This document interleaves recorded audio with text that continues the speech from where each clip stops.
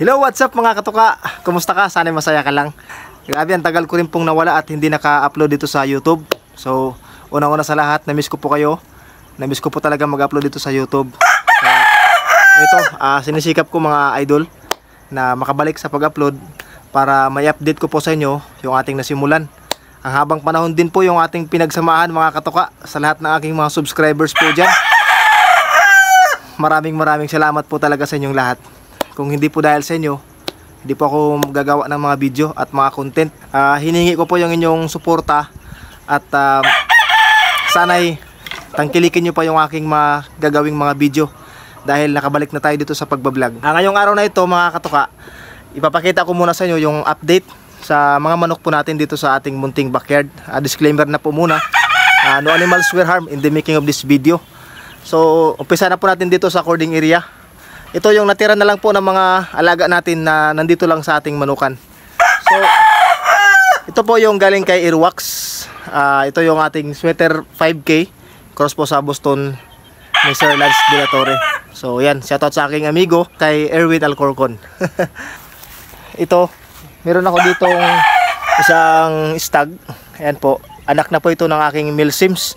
Ang nanay nito Milsims. Bali, ang tatay po ayun nandoon, pupunta natin mamaya yung lemon. Maganda po yung sukat niya. Tapos dito naman po, i-update ko rin po kayo. Hindi pwedeng mawawala yung ating Jogood Gray. At ito ay may lahi din po ng mga high caliber gray. Sir Paul Pecho ng Happen Sons Game Farm. Healthy pa rin yung ating Jogood Gray. At dito naman po, ito yung sinasabi ko sa inyo, yung tatay ng aking stag na yon, yung ating Milsims Cross Lemon. Ito yung tatay. Ito bali yung pure natin na lemon. Ayan. Lugon po siya ngayon. Nagpapalit siya ng kanyang balahibo sa buntot. Ayan mga idol. Ito lang ay nangahabol din to. Tapos nanunuka. Kaya di ako madalas nakakakuha nito. Huwag nila. Hawak. Ito naman po, yung isa sa pinakamatanda na manok ko dito sa munting backyard. Ito yung sweater gray. Kung may tatanong niyo po kung ilang taon na ito, 11 years old na po ito mga idol. So yan po siya. Awa ng Diyos, tinulungan tayo, nagabayan kung paano tayo mag-alaga ng maayos. Kahit hindi man tayo perfecto o hindi naman ako magaling sa pag-alaga ng manok, pero ginabayan tayo, katulong ng mga kaibigan natin sa pagmamanok, especially sa ating katuwang sa mga bitamina, mga gamot or ano pa dyan na mga supplements. Magpapasalamat tayo sa Excellence dahil kung wala yung mga supplement na ginagamit natin hanggang ngayon, siguro masasabi ko hindi malulusog yung ating mga alagang manok. Anyway, lahat naman po ng mga gamot or mga supplement na mayroon yung ibang mga companies ay maayos po. Hindi naman natin kuha na sinasabi na yung Excellence lang yung mayroong magagandang gamot pero at supplement.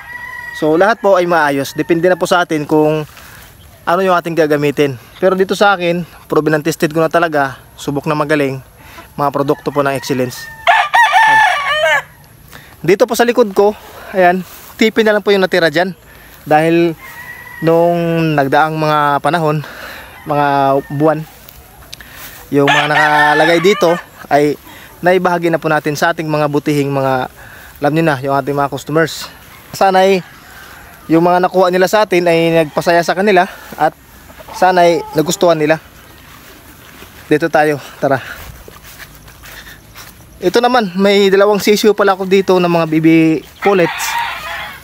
Ito yung palahi galing sa aking kaibigan na si Kinyo Backyard, kay Junril. Ayan, buddy. Good morning. Kumusta? Ito yung kanyang binahagi sa atin. Teka lang ha. Kita natin. Yan po, Golden Boy sweater. Yan. So dito naman po tayo sa likod. Ito tayo sa backyard o sa likod talaga. Ito, i-update ko po kayo. Meron po akong ginawang kulungan dito o yung tahanan ng ating mga alagang manok. So ang laman po dito ay 2 kwarto lang po pala ito. Sa mga nagtatanong, 1 kwarto at saka ito pangalawa. So, nandito sila.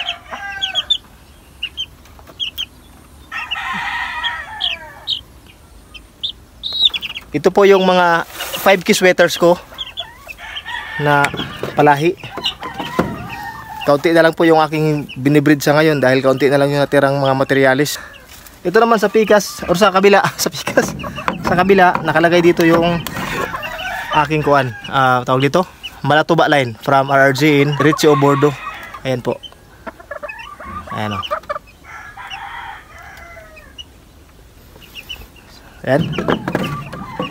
Ito yung mga vitamins po na gamit natin. Ayan, Prozin Z, complete vitamins for all generation. At saka yung ito, panlunas sa mga sipon at mga halak ng mga sisiw, Ambroxetil. At abangan nyo pala, mayroon palang mas kuan dito, bagong ginawa yung Excellence.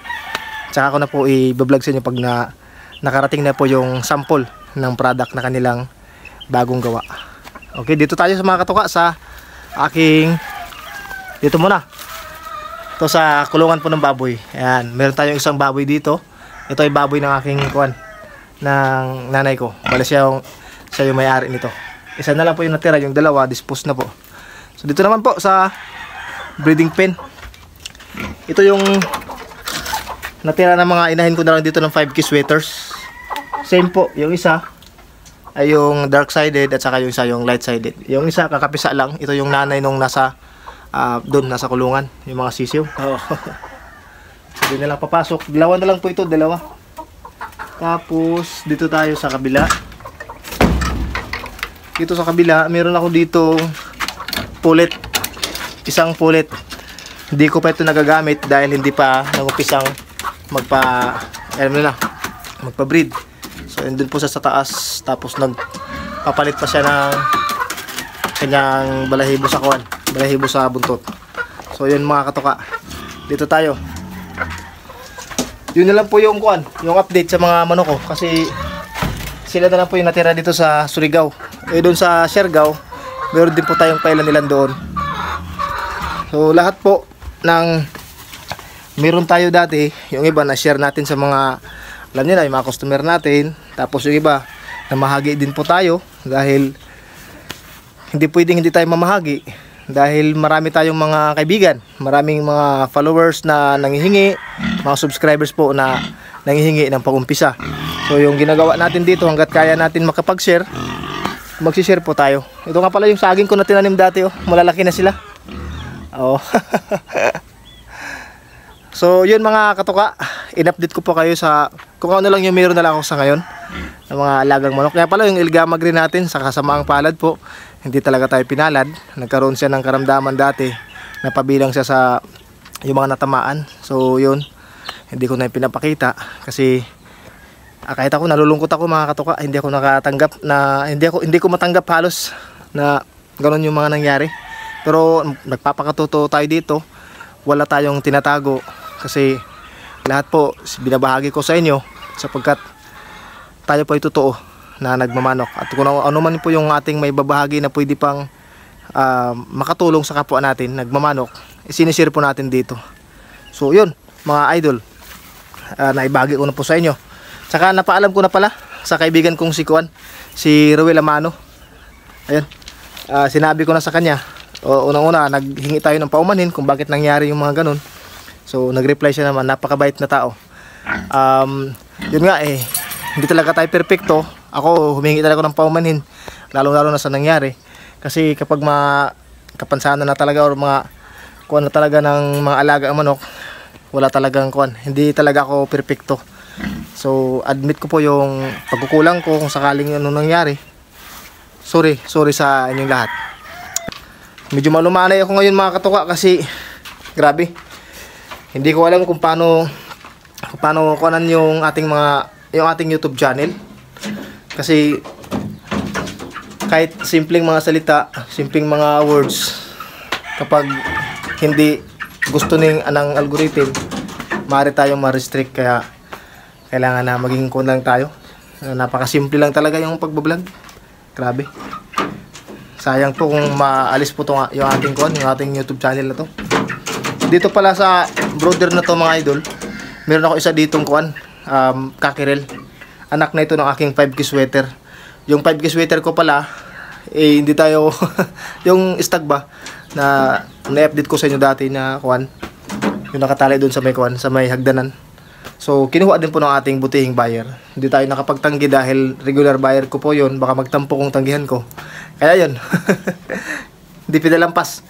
So yun lang mga katuka. So dito po, muli ako'y nagpapasalamat po sa inyong lahat.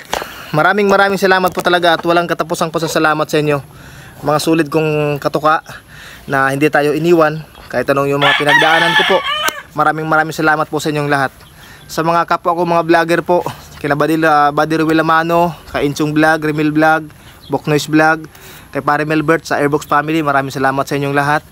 At siyempre sa lahat pa namang hindi ko nabanggit ng mga vlogger, teka lang, Canlas Brothers, maraming salamat sa inyo. Kay Birada Master, ayan, Irwax Game Farm, Irwin Alcorcon, at kay Sir John P, ayan, kay Ma'am Michelle Bennett, sa mga vlogger pa na mga kilala natin, Ma'am Bichay. Ayan, maraming salamat po sa inyong lahat. Sa team Pausbong, shoutout sa inyong lahat. Sa Team Excellence, maraming salamat sa suporta nyo. Nagbabalik muli sa pagbablog dito sa YouTube channel. Sana tangkilikin nyo po at suportahan nyo pa ako. Please share my videos, at sa mga hindi pa nakasubscribe, huwag nyo pong kalimutan mag-subscribe. Babangon ulit tayo. Sana'y masaya ka lang.